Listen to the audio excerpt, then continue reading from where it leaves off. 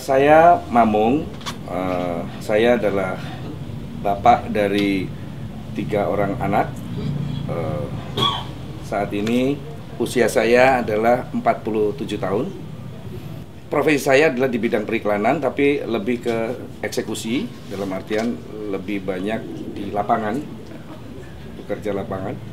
Saya pertama-tama menyadari bahwa saya adalah salah seorang yang terkena diabetes itu adalah sekitar tahun 2007, dan itu tidak secara sengaja, di mana pada saat itu saya mengadakan traveling jalan darat menuju Jogja, dan di perjalanan karena saya merasa saya tidak memiliki penyakit apapun, meskipun saya tahu secara genetik memang dari riwayat keluarga ada diabetes, sejarah diabetes dari ibu.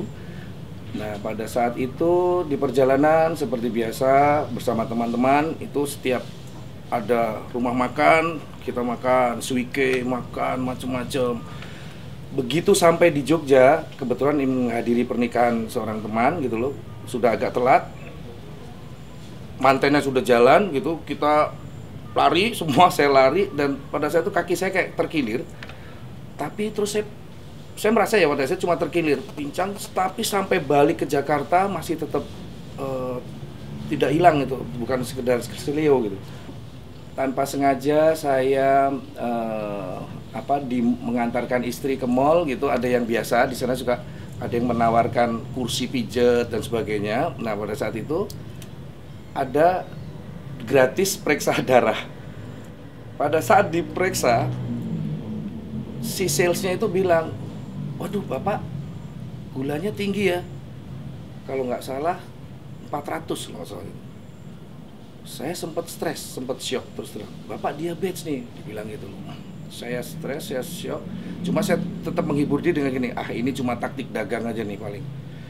Saya periksa ke Prodia, disuruh puasa dan sebagainya, dan pada saat itu memang ternyata apotekernya itu apotekernya, apoterapisnya, apa yang jaga di apoteknya itu yang meriksa saya itu bilang memang saya diabetes. Saya dianjurkan ke dokter, tapi saya bandel waktu itu. Pokoknya saya pikir, oke, saya mencari aja pengetahuan tentang diabetes dari beberapa teman-teman yang ternyata juga seumuran saya dan lebih tua, memang sudah terkena diabetes lebih dahulu. Itu saya mengambil pengalaman mereka gitu loh, dibilang bahwa memang benar pemicunya itu paling gini. Yang pertama adalah menurut kesimpulan saya yang cuma common sense ini adalah satu, pola makan itu harus diperbaiki. Itu kuncinya.